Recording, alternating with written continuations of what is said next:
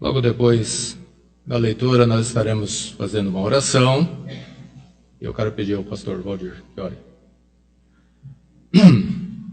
Diz assim a palavra de Deus: verdadeiramente, Ele tomou sobre si as nossas enfermidades, e as nossas dores levou sobre si.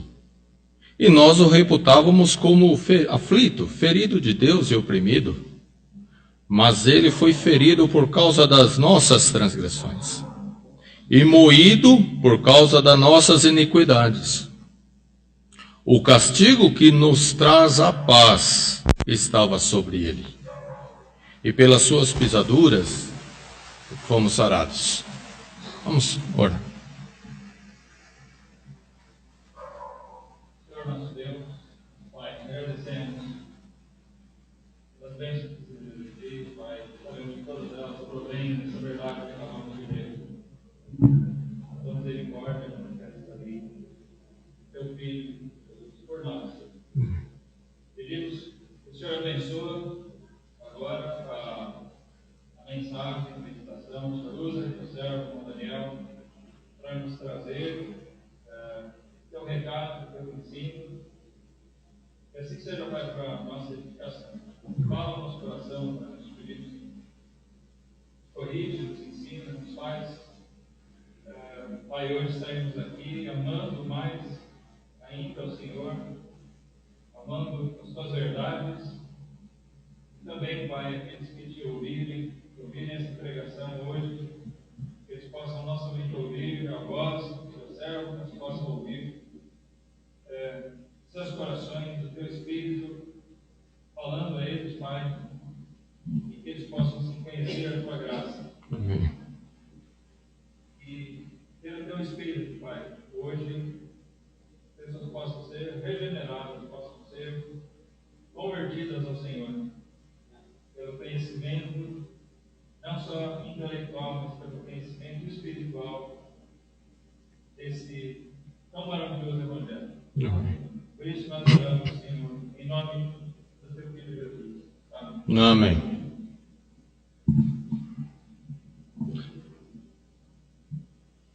Irmãos, é uma pena que muitos não dão a devida importância a esse fato histórico, que é a vinda de Jesus Cristo. A bem da verdade, as pessoas têm isso como qualquer outro acontecimento. Muitos consideram a vinda de Jesus Cristo como ele considera as guerras que estão acontecendo, qualquer outro acontecimento histórico, o descobrimento do Brasil, as grandes guerras que aconteceram, os acontecimentos.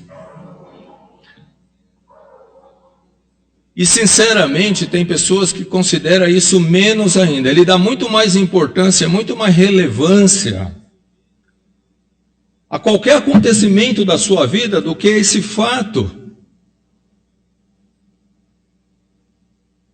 que é o mais importante da história. Nós vimos até que nos estudos que nós estamos fazendo, que a vinda de Cristo, ela divide a história. O que ocorreu antes da vinda dele e o que ocorreu depois da vinda dele. Ora, isso é importante. Se não fosse se essa pessoa, Jesus Cristo, não fosse importante, ele não ocuparia essa proeminência.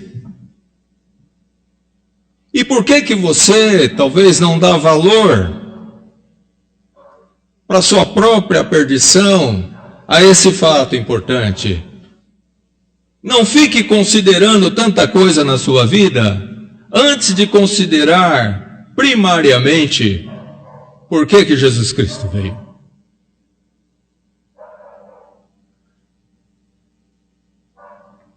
Se eu tivesse um título nessa mensagem, eu até dei aqui, eu colocaria como a maravilhosa compreensão da vinda de Jesus Cristo.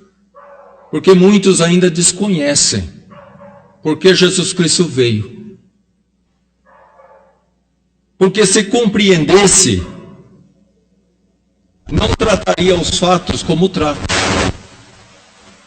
Não trataria da questão com desdém, como tratam, sem valor, como se algo, como qualquer outro acontecimento, apenas mais um. Mas esse não é a verdade. Esse acontecimento, ele é único.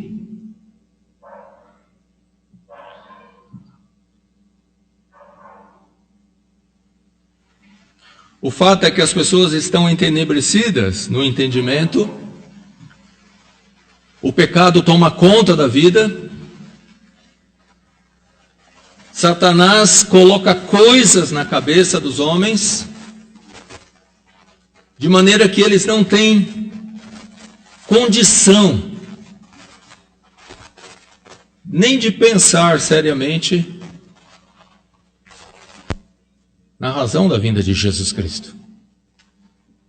Andam desenfreados, cada qual seguindo sua própria cabeça, os desígnios do seu coração. E como diz a palavra de Deus, muitos acham estranho que nós não entremos nesse mesmo caminho, nesse mesmo desenfreamento.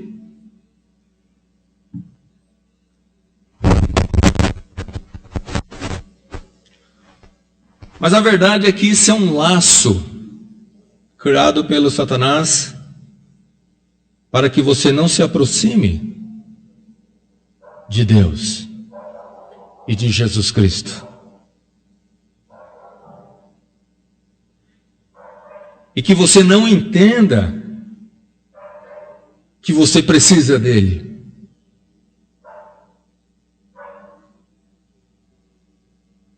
Ou que pelo menos você não sinta essa importância. E é por isso que ele vai nutrindo a sua vida com muitas coisas. E ele vai te enganando por meio de todas essas coisas. E os tempos vai passando e o seu dia de prestar conta vai chegando e você ainda está muito ocupado com todas essas coisas que Satanás está te apresentando. E você está recebendo. E você não atenta o porquê que Jesus Cristo deixou o esplendor da glória dele.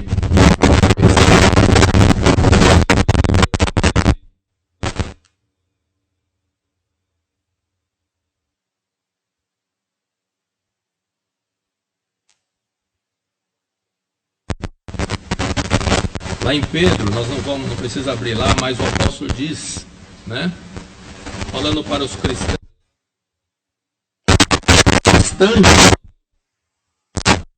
da vida,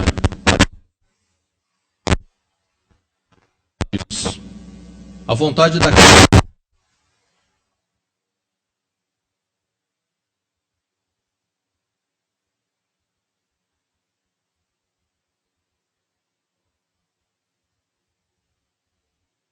como a palavra de Deus diz, entenebrecido, ou seja, obscurecido pelo pecado. É tempo, é bastante que naquele antes de nós conhecermos a verdade, no tempo passado da nossa vida, fizéssemos a vontade dos gentios, andando em dissolução. Não é como as pessoas andam, talvez é como você tem andado. Em dissolução, em concupiscências, borrachices, glutonarias, bebedices e abomináveis idolatrias. E acham estranho, como eu disse, não correrdes com ele no mesmo desenfreamento de dissolução, blasfemando de vós. E no versículo 5 dessa mesma passagem de 1 Pedro capítulo 4, ele diz, os quais, esses homens, essas pessoas, que não atentam para as coisas celestiais, que não tem tempo para elas, mas blasfema delas quando alguém vai lhes falar sobre elas. E diz que nunca tem tempo para ouvir sobre isso, porque ele está sempre ocupado com alguma coisa. Conforme eu disse, essas pessoas, diz a palavra de Deus, eles hão de dar conta ao que está preparado para julgar os vivos e os mortos.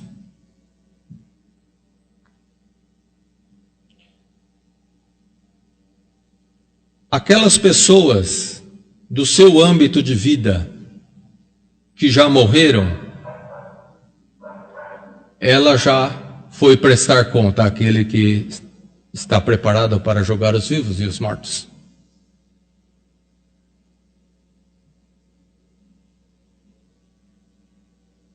E você quer seguir no mesmo caminho? Ou você quer parar e dar ouvidos à mensagem de Jesus Cristo para você? Você quer saber por que Jesus Cristo veio?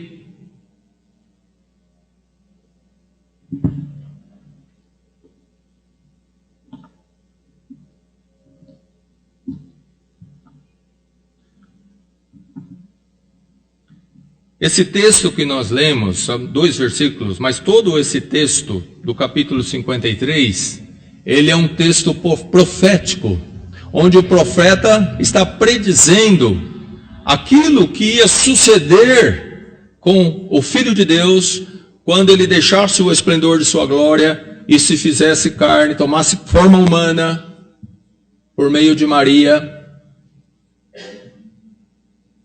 e começasse o seu ministério, começasse a sua vida. Aqui é uma descrição do começo ao fim da vida de Jesus Cristo. Jesus é Deus. Ele estava na glória desde a eternidade passada. Jesus não veio à existência quando ele nasceu de Maria. Ele já existia na eternidade. Ele é o Criador de Maria. Maria é serva dele.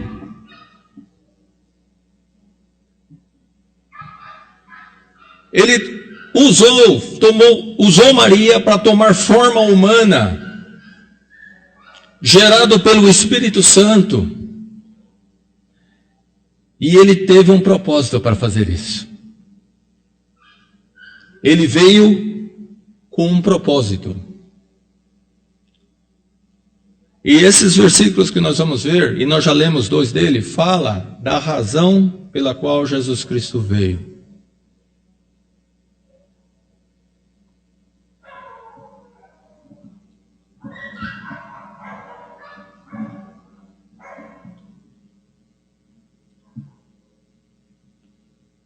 Vamos ver aqui a partir do versículo 2, desse mesmo capítulo 53, falando aqui de Jesus Cristo, o profeta começa dizendo, porque foi subindo como renovo perante ele, perante Deus, e como raiz de uma terra seca, não tinha beleza nem formosura. E olhando nós para ele, não havia boa aparência nele, para que o desejássemos. Era desprezado, o mais rejeitado entre os homens, homem de dores, experimentado nos sofrimentos, nos trabalhos, e comum de quem os homens escondiam o rosto, não dava valor, era desprezado, e não fizemos dele causa algum. Jesus, aqui o profeta fala da forma como Jesus veio. Jesus nasceu de uma manjedoura, numa estalagem para animal, humilde, sem nenhum conforto. Ele não reivindicou nada para em relação à sua condição física, humana. Essa não era a preocupação do Pai, nem a preocupação do Senhor Jesus Cristo. Não era o conforto, não era a condição física. Nós vemos aqui no versículo 2 que nem formosura havia nele. Fisicamente, entendo eu que esse versículo está fazendo aqui, dizendo que fisicamente Jesus Cristo não tinha beleza. Não era um propósito daquele que lhe preparou o corpo, Deus, o Pai, por meio do Espírito Santo, do seu próprio Espírito, preparar-lhe um corpo bonito.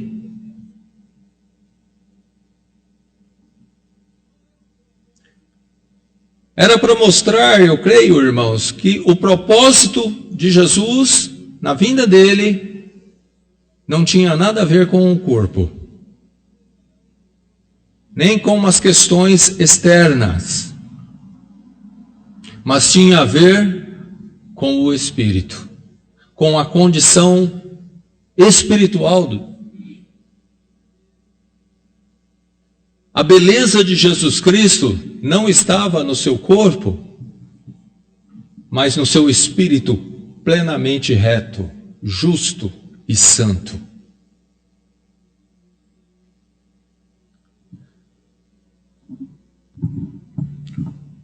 O povo valoriza muito a aparência, né? A casca. Não é à toa que os fabricantes de cosméticos estão cada vez mais ricos, né? E abrindo mais fábrica, e contratando mais gente, porque as pessoas dão sobremaneira importância à aparência, ao seu corpo, quando na verdade o mais importante é a condição espiritual. O corpo, a Bíblia já fala o que acontece com ele. É como a erva.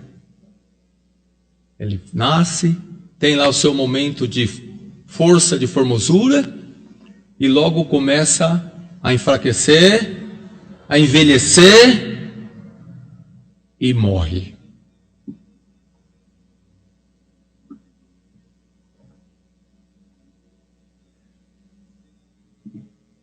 Não era preocupação do Senhor nem o seu próprio corpo.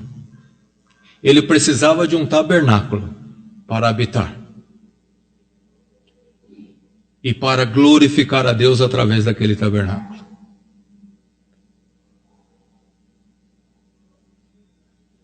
E era isso que importava. E ele não tinha beleza. Se o povo fosse desejar Jesus pela aparência, não o desejaria.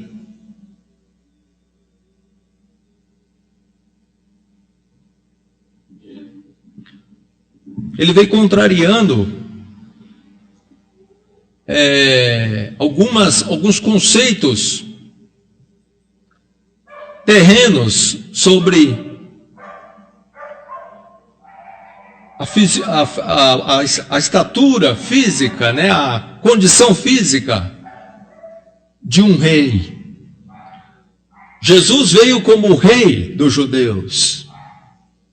E os judeus realmente esperavam um rei, o Messias. Aquele que fosse governar, um rei. Eles esperavam um rei, né, político, que os livrasse da servidão dos romanos, que batalhasse as suas guerras e que estabelecesse eles como governantes do mundo. E eles estavam esperando esse rei. E de repente vem Jesus, o rei dos judeus. E os reis magos disseram, né? Onde é aquele que é nascido procurando Jesus, né? Rei dos judeus. E até isso criou um alarme na região. O próprio rei Herodes ficou muito preocupado e nós sabemos o que ele aconteceu.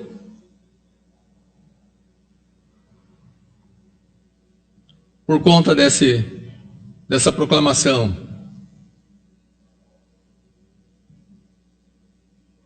Mas Jesus não veio com opulência, com status, com nobreza. Porque ele não veio para reinar fisicamente, politicamente. O reino de Jesus Cristo vai chegar nesse estágio. Mas ele começa de uma forma muito especial.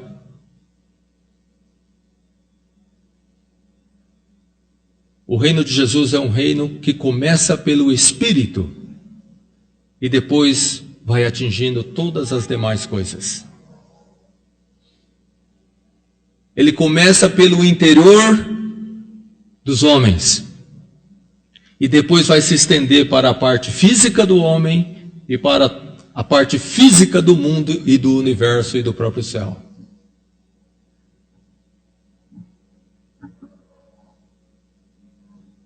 De maneira que a forma como Jesus veio, a forma como ele nasceu, já deixava claro que ele não veio para o propósito pela qual os judeus esperavam.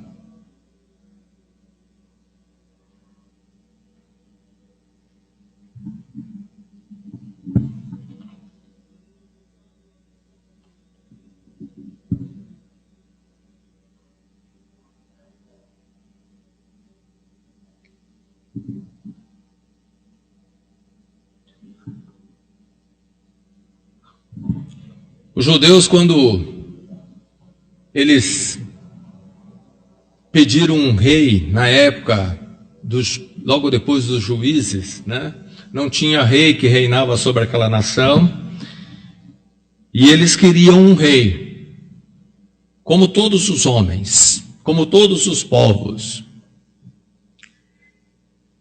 E eles pediram um rei, e Deus ouviu a voz do povo. Através de Samuel, o profeta de Deus, ele falou, olha, vai, faz tudo conforme eles estão te pedindo.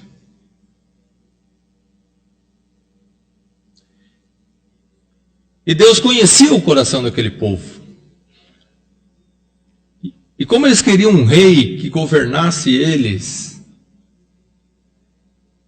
e eles tinham a mesma ideia de reinado, de rei, das mesmas nações pagãs, do povo.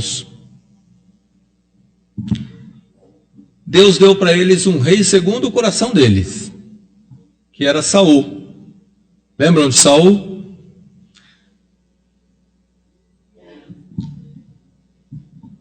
Um rei já começou com um problema, né? Covardia, né? Ficou com medo de assumir, se escondeu.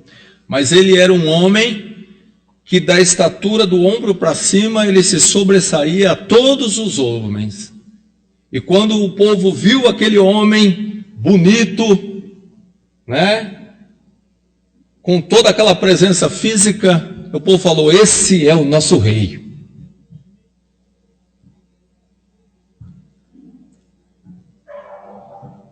E Saul foi um péssimo rei. Porque o homem priorizou, os judeus priorizou uma coisa que não é o mais importante, a aparência. Ele não sondou o interior daquele homem. Não foi sondado, não foi levado em conta o interior daquele homem.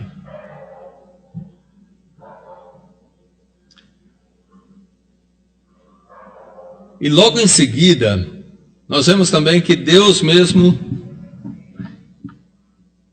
logo depois de Saul, depois de Deus haver rejeitado Saul porque ele não obedecia a Deus, porque ele não se firmava na verdade, ele era um homem inconstante, carnal, e de fato ele só tinha a mesma aparência física, mas não tinha essência. Interiormente, ele não era um homem bonito diante de Deus. Então Deus falou: agora eu vou prover um rei, eu vou prover o rei.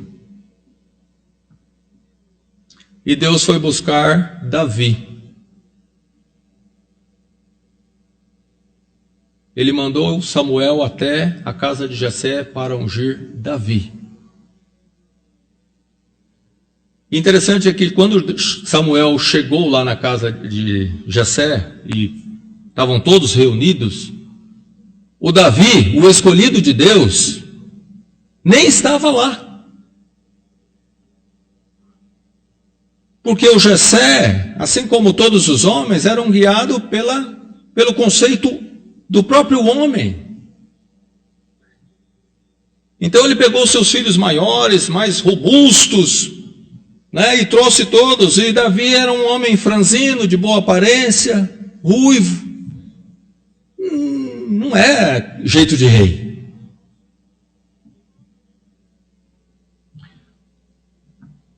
Tanto é que quando entrou o primeiro filho desse homem de Jessé, o Samuel, que estava ali para ungir o rei que Deus havia escolhido, o homem que Deus havia escolhido, a hora que ele viu aquele homem chegando, né, alto, forte, ele falou: aqui está o ungido do Senhor, já foi, né?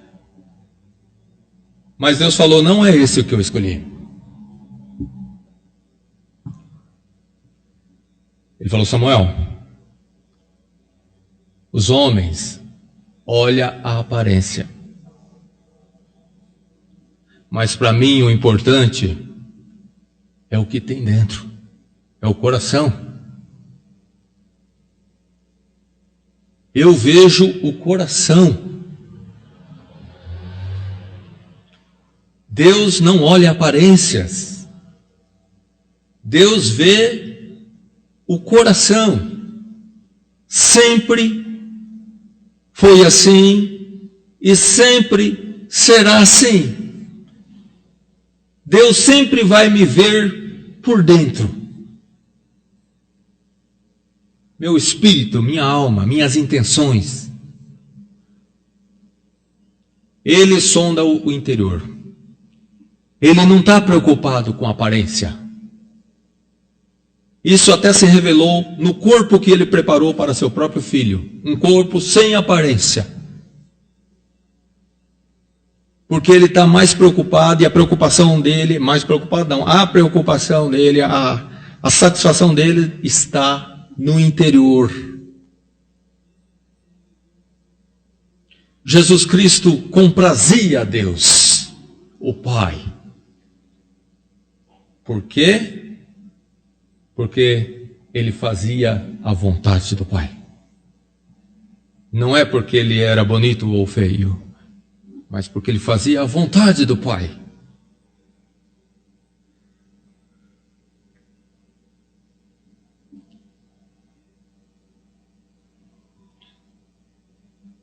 Então nós vemos que assim como Deus escolheu Davi, um homem segundo o seu coração, e a razão dele ter escolhido Davi foi exatamente isso. Davi não tinha a estatura de um rei, não tinha a fisionomia, né, de um rei, não tinha talvez a condição, o temperamento de um rei, mas ele era uma pessoa segundo o coração de Deus. Ou seja, ele tinha o coração, as intenções de Deus. Ser justo, ser santo,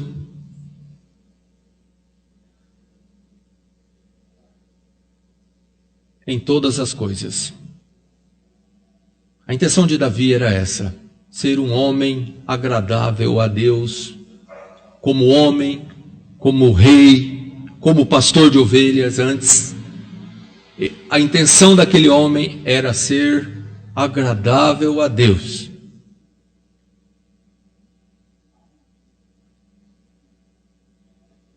E é por isso que Deus o escolheu como rei, para ser rei. Porque o que Deus quer é alguém segundo o seu coração.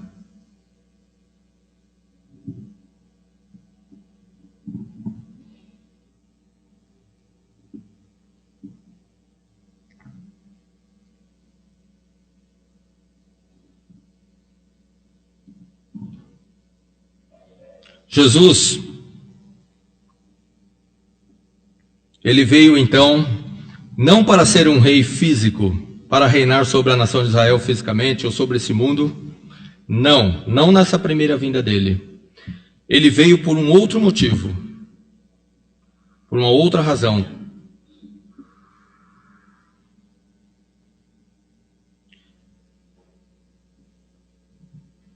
Ele veio para estabelecer um reino espiritual. Ele veio para ser rei, sim.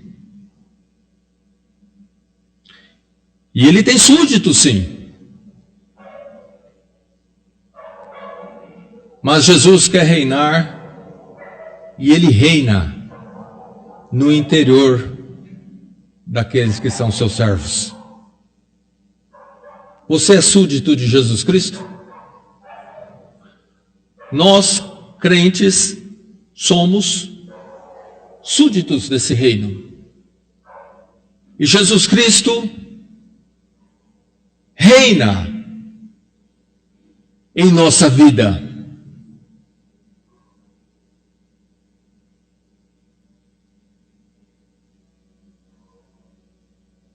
O reino de Jesus Cristo que ele veio estabelecer é esse reino espiritual onde ele entra na vida das pessoas e faz na vida dessas pessoas morada. E ele reina na vida. As pessoas são conduzidas por Jesus Cristo. Nosso viver é um viver de acordo com o seu rei. Nosso rei é Jesus Cristo. Ele nos comprou com seu próprio sangue e ele reina sobre nós. E Jesus Cristo veio para reinar mesmo, mas reinar sobre a vida das pessoas. Jesus Cristo reina aqui na vida de muitos, creio eu. Mas eu sei que tem pessoas aqui que Jesus Cristo não reina na vida deles. Como é que você sabe? Como é que sabe? Porque há evidências de que Jesus não reina na sua vida.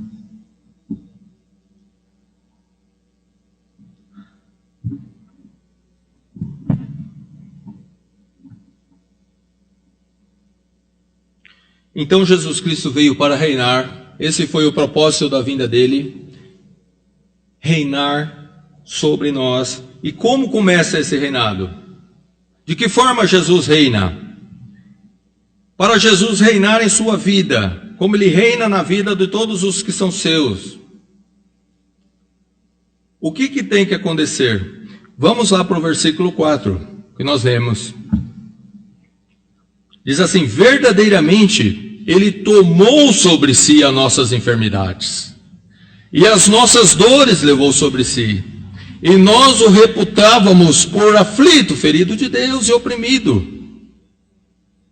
Mas ele foi ferido por causa das nossas transgressões, e moído por causa das nossas iniquidades.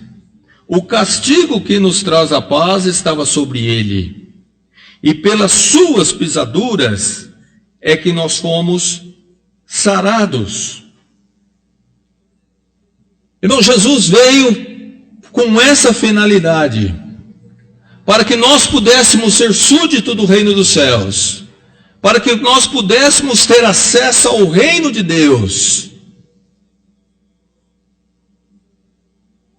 Para entrar nesse reino,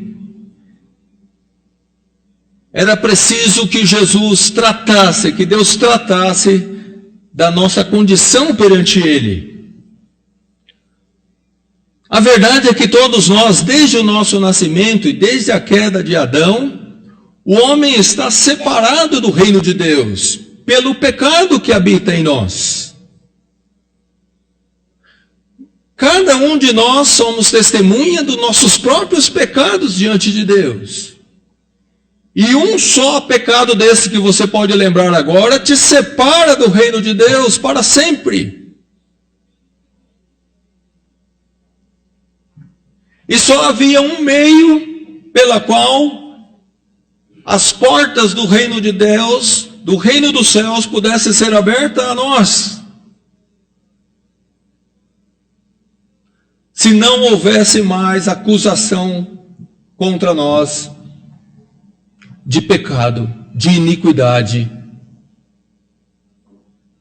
E como pode ser isso? Como eu posso livrar-me da culpa dos meus pecados? Como você pode livrar da culpa dos seus pecados? Como você pode tratar do pecado que você já cometeu? Você pode voltar e desfazê-lo? É possível você voltar atrás e desfazer seus próprios pecados? Não é possível.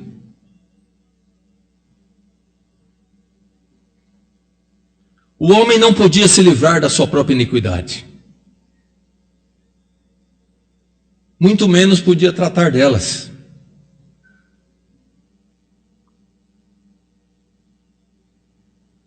Nós não podíamos nos livrar das nossas transgressões. Nenhum homem tem condições por si só de se colocar numa boa condição para com Deus. Miserável o homem que ainda acredita que ele é bom.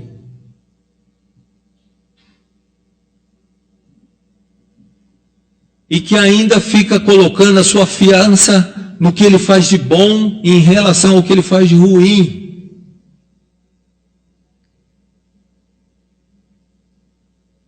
E ele acha que é dessa forma que ele vai chegar na presença de Deus, colocando diante de Deus o que ele fez de bom e o que ele fez de ruim.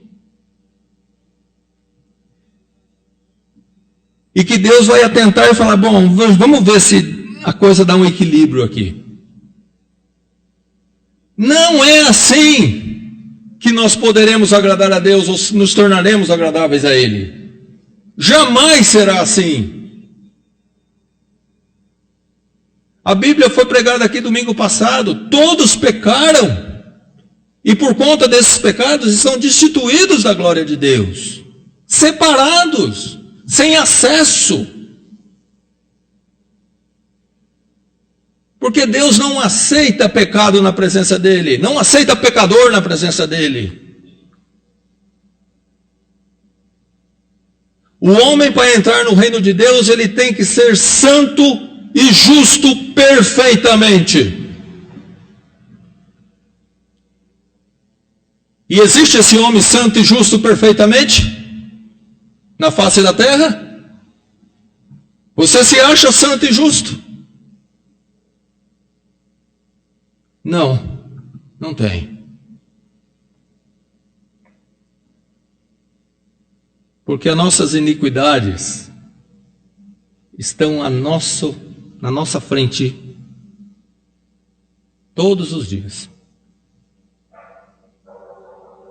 São ações,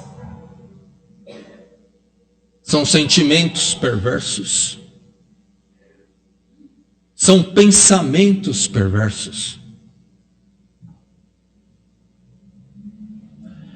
Deus deu para todo homem uma coisa chamada consciência. E cada um de nós tem consciência daquilo que você fez, nós fazemos de errado.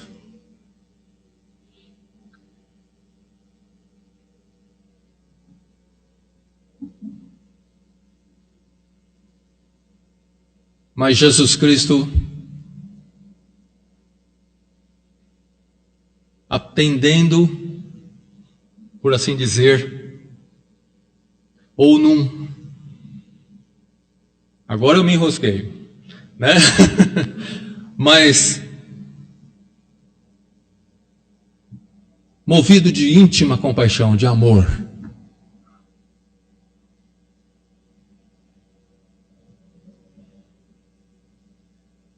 é como se o pai estivesse falando: quem vai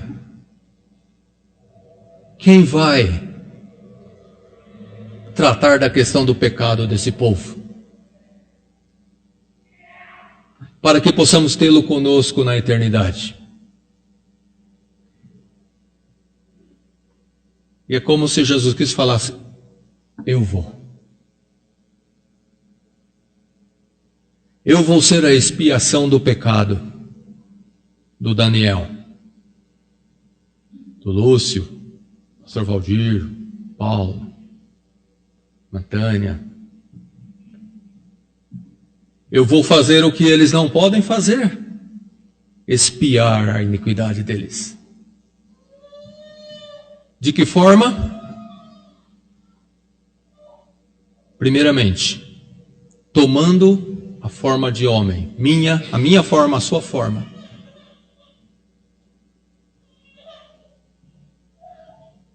Mas com a condição: Jesus em tudo foi tentado da forma como você, como eu é tentado. Mas ele não teve pecado. Jesus não teve pecado. Ele deixou a sua glória, tomou forma humana, e desde o seu nascimento até a sua morte, ressurreição e ascensão, Jesus nunca pecou, nem em pensamento. Ele foi perfeito. Inclusive, por ser perfeito, ele não era merecedor do sofrimento que ele passou.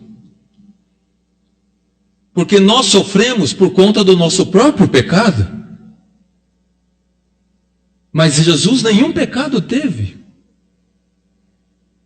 Então sabe o que estava fazendo Jesus sofrer? A nossa iniquidade, como diz aqui o versículo. Ele estava tomando sobre si a minha e a sua enfermidade. Jesus estava colocando, Deus estava colocando sobre ele as nossas dores. As nossas enfermidades ele levou sobre si, e as nossas dores ele levou sobre si. Ele foi ferido pelas causas das nossas transgressões. Você entende isso? Eu entendo isso. Jesus não veio para fazer a sua vontade, mas a vontade do Pai.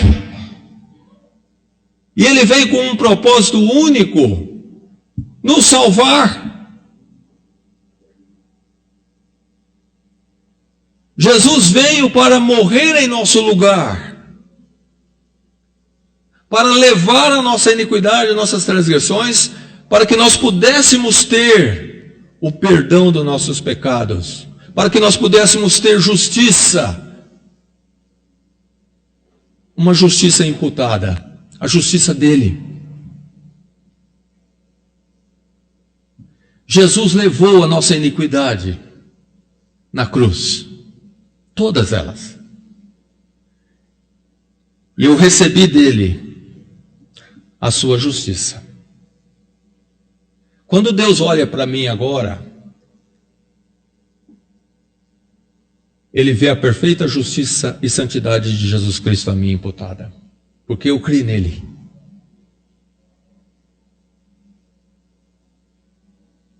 Eu creio que ele fez aquilo por mim. Eu creio que toda a minha iniquidade Jesus Cristo levou no Calvário. E não uma só, nenhuma só ficou para trás.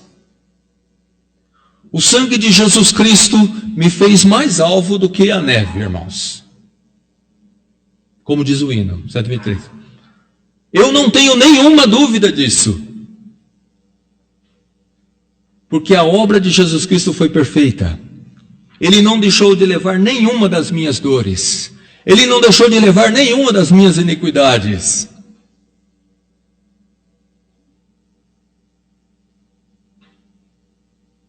No versículo 6, ele continua: todos nós andávamos desgarrados como ovelha, cada um se desviava pelo seu caminho, mas o Senhor Deus fez cair sobre ele a iniquidade de nós todos, os que cremos nele. A iniquidade de todos os crentes estava em Jesus Cristo.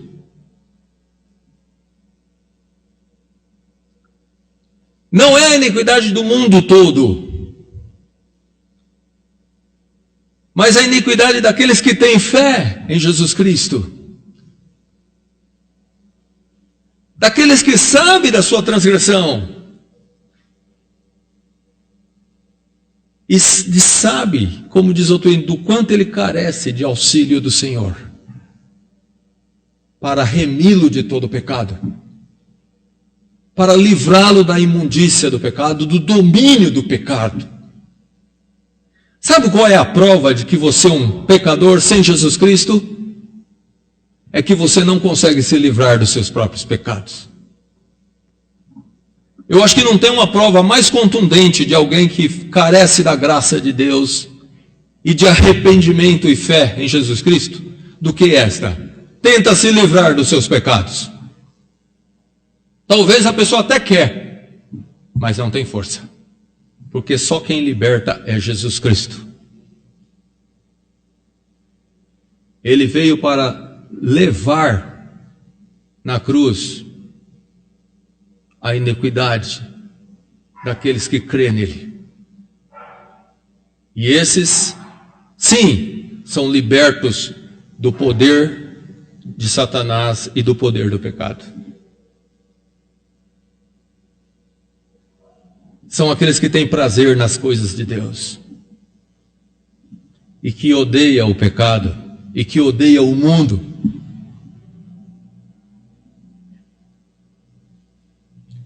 E que quer que Jesus Cristo volta. Outra evidência de que uma pessoa não tem Cristo, eu creio que para mim não tem outro fator tão evidente também, é que essas pessoas não querem que Jesus Cristo volte. Porque não estão preparadas para Ele. Porque os seus pecados ainda estão sobre você. E você sabe disso. Você sabe que eles não foram tratados. Você sabe que eles não foram levados sobre a cruz. Mas eles permanecem. E isso faz você ter aquele senso de juízo e de condenação sobre si mesmo. Essa é a condição do pecador. Por isso que a Bíblia fala em Apocalipse que quando Jesus Cristo voltar em glória, os homens vão entrar nas cavernas e vão querer que as cavernas caiam sobre ele. Porque sabem que serão julgados e condenados. Não tem paz.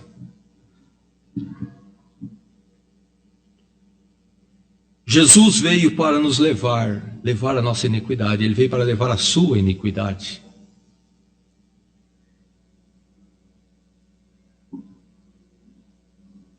No versículo 8 ele diz: da opressão e do juízo foi tirado. Quem contará o tempo da sua vida? Porquanto foi cortado da terra dos viventes, foi crucificado. Pela transgressão do meu povo, ele foi atingido. Versículo 10. Todavia, ao Senhor agradou moê-lo fazendo-o enfermar.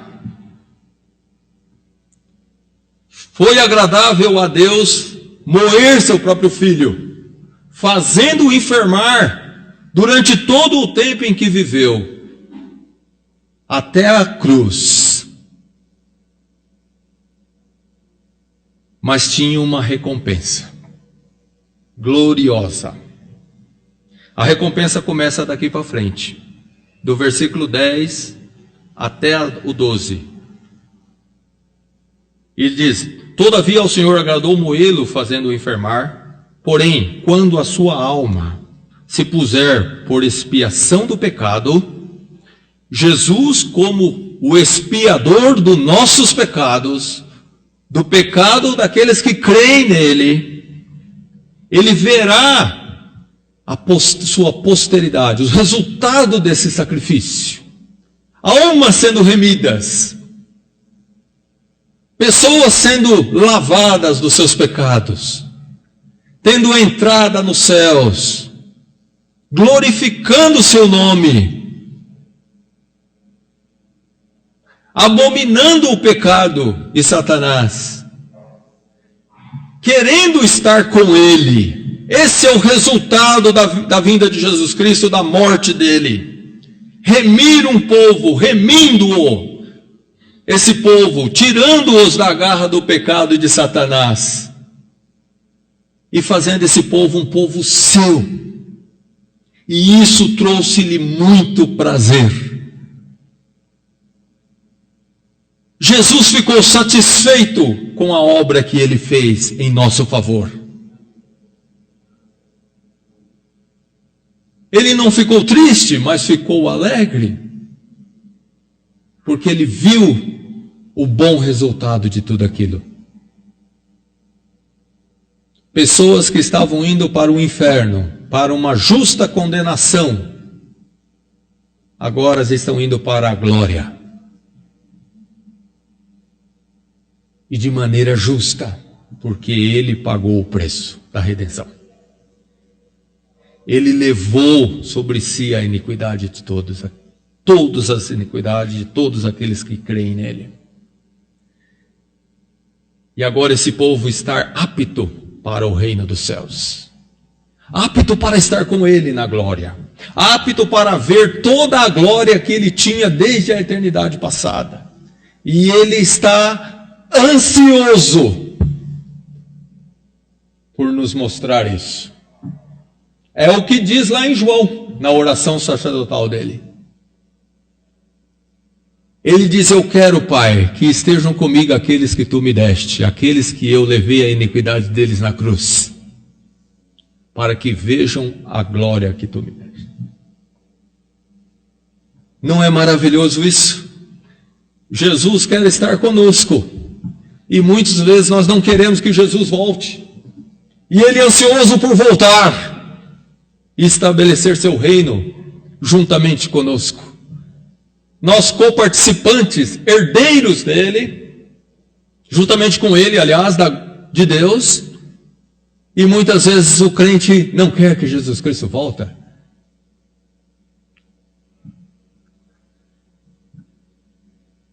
Quando a sua alma se puder por expiação do pecado, verá sua posteridade, prolongará os seus dias, e o bom prazer do Senhor prosperará na sua mão. O resultado, o Senhor, verá o fruto do trabalho da sua alma, e ficará satisfeito. Jesus verá o sofrimento que ele teve, foi muito, como nós lemos.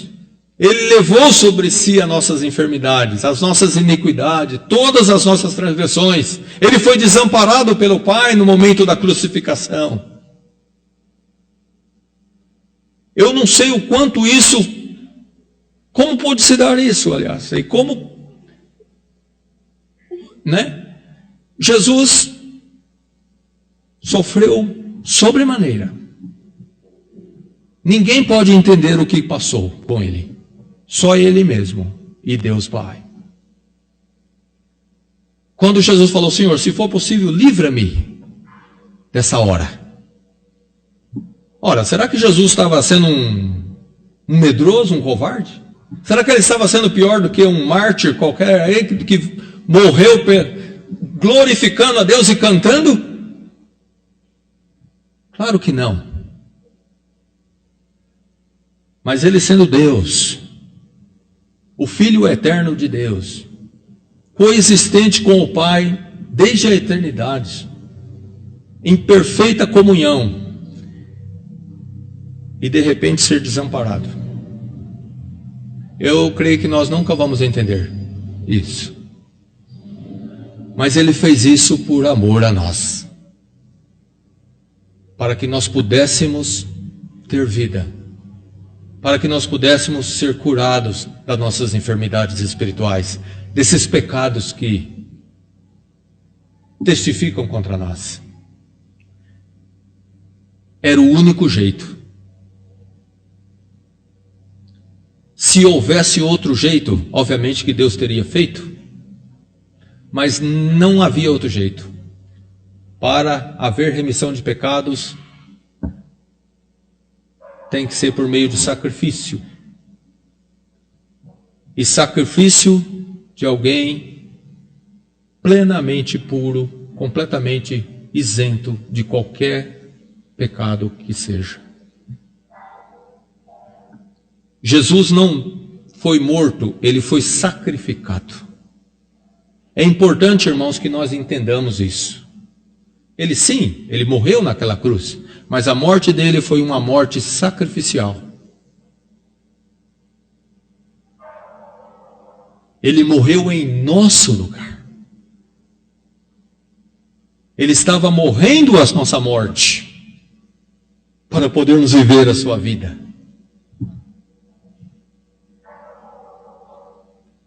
Para que pudéssemos ter vida. A morte de Jesus Cristo não foi como uma morte qualquer. Ele deu sua vida. O justo tomando o lugar de injustos. Para que esses injustos pudessem encontrar justificação.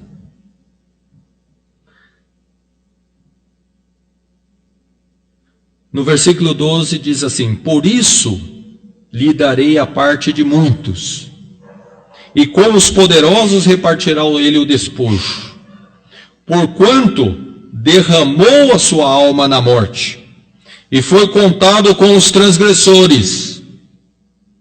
Mas ele não era transgressor. Ele, na verdade, levou sobre si o pecado de muitos, e intercedeu vicariamente pelos transgressores, nós. Ele não era um transgressor, muitos teve ele como um transgressor. Morrendo na cruz, deve ter sido um terrível pecador. Nenhum pecado tinha nele. Mas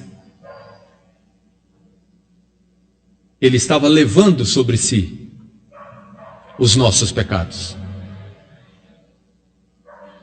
Eu pergunto, será que ele estava levando sobre si os seus pecados?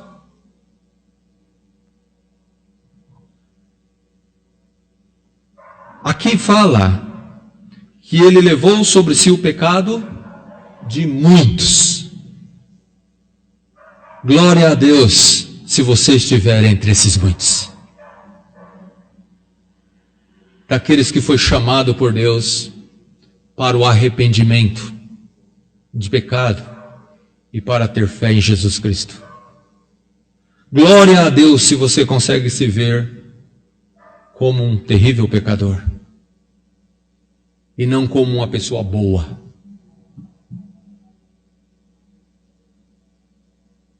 Olhe para a santidade de Deus mostrada no envio de Jesus Cristo, o sofrimento de Jesus Cristo, e ali você vai ver o quanto você é impuro e o quanto Deus é santo.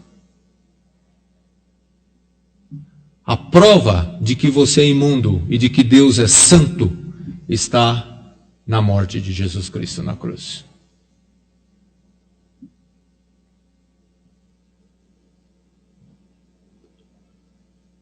Porque a Bíblia fala, como nós dissemos em certa parte, que não há um justo. Nenhum sequer. Não há quem faça o bem, então isso engloba você também.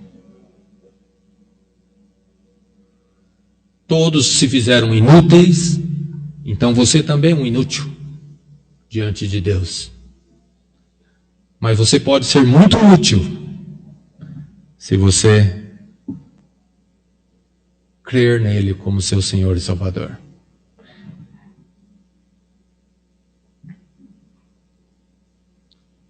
Jesus veio para levar a iniquidade de muitos, as transgressões de muitos. Ele veio para interceder pelos transgressores. Ele não veio para interceder por si, nem pelos anjos, nem pelo mundo físico, mas ele veio para interceder pelos transgressores, nós. Você.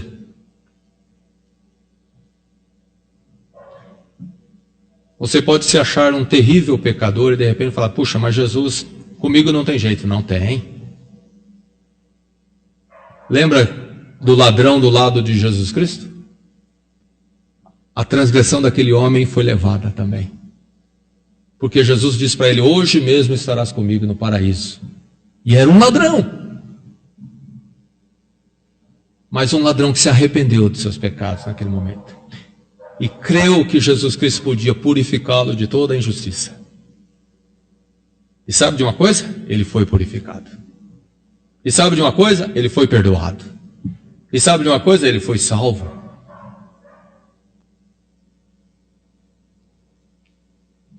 Porque a iniquidade dele também foi na cruz. Jesus logo em seguida expiou a iniquidade daquele homem.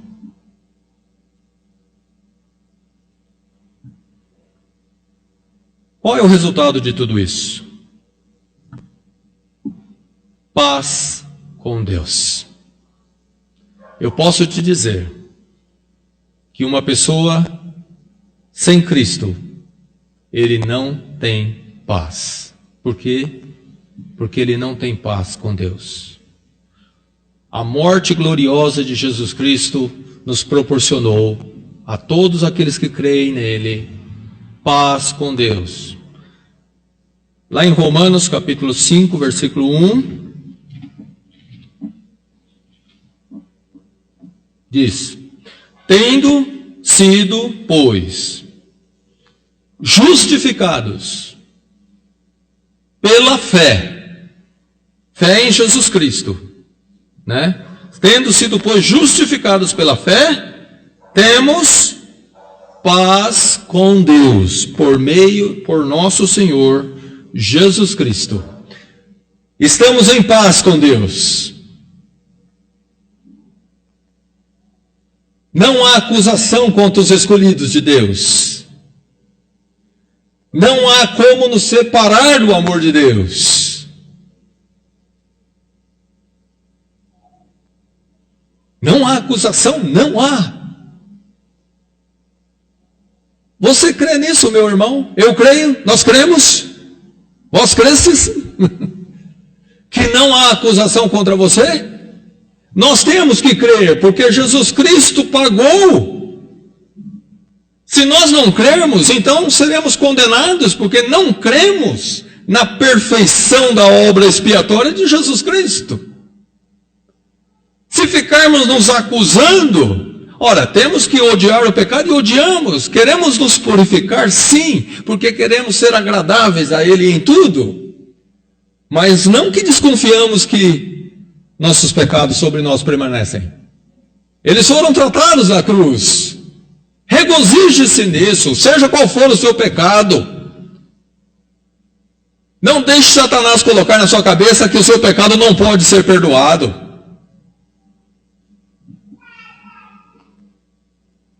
Isso é colocar dúvidas sobre a perfeição da morte expiatória de Jesus Cristo, da obra redentora de Deus na pessoa do Filho.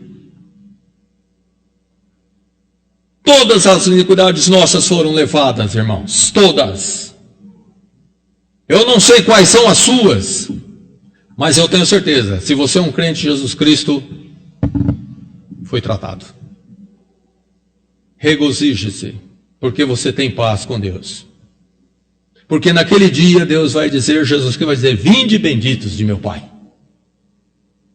Porque tu és meu. Eu morri por você.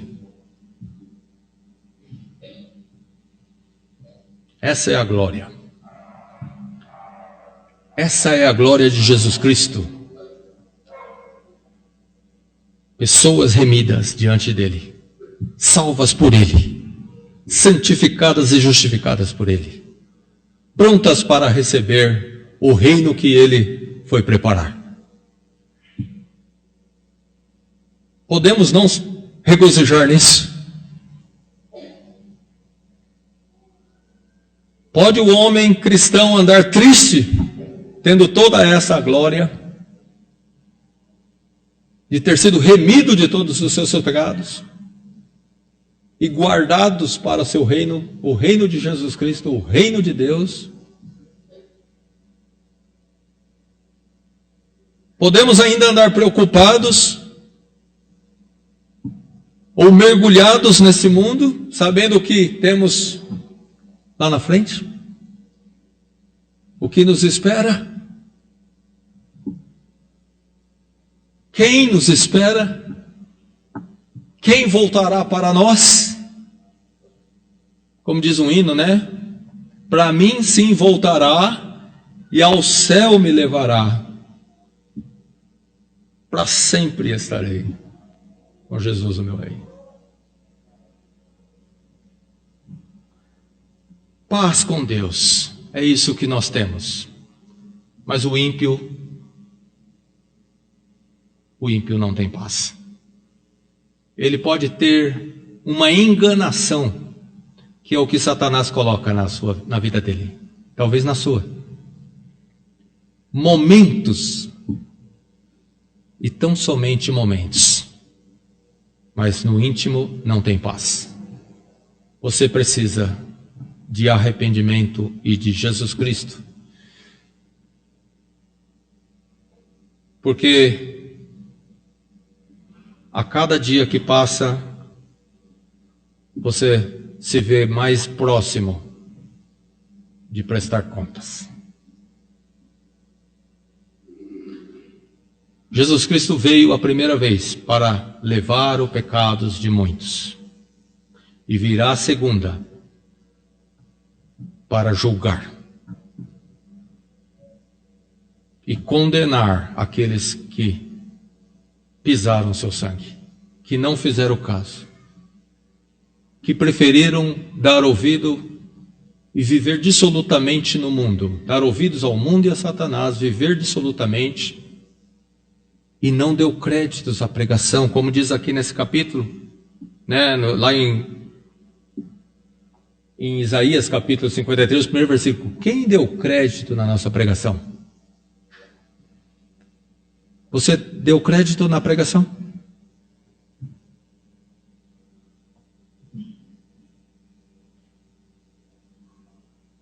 Só assim você terá paz com Deus. Se você hoje crer em Jesus Cristo, que Ele pode e Ele quer te purificar, e Ele pode te purificar de todo o pecado. Você sente vontade de se livrar da culpa do pecado e do domínio do pecado? Jesus diz, vinde a mim, você que está cansado e oprimido. Eu vim para levar mesmo a sua iniquidade, a sua transgressão. Que Deus queira aplicar essa mensagem em nossas vidas, em todos nós, para a glória dele. Amém. Passar a palavra, irmão Tiago, é isso, irmão?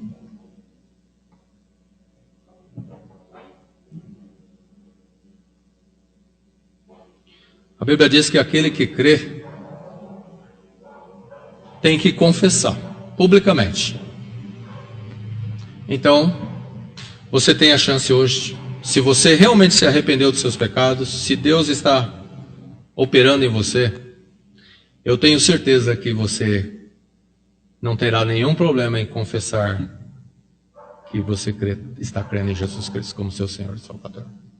Porque essa força e esse poder vem de Deus. Então, que assim seja. Amém.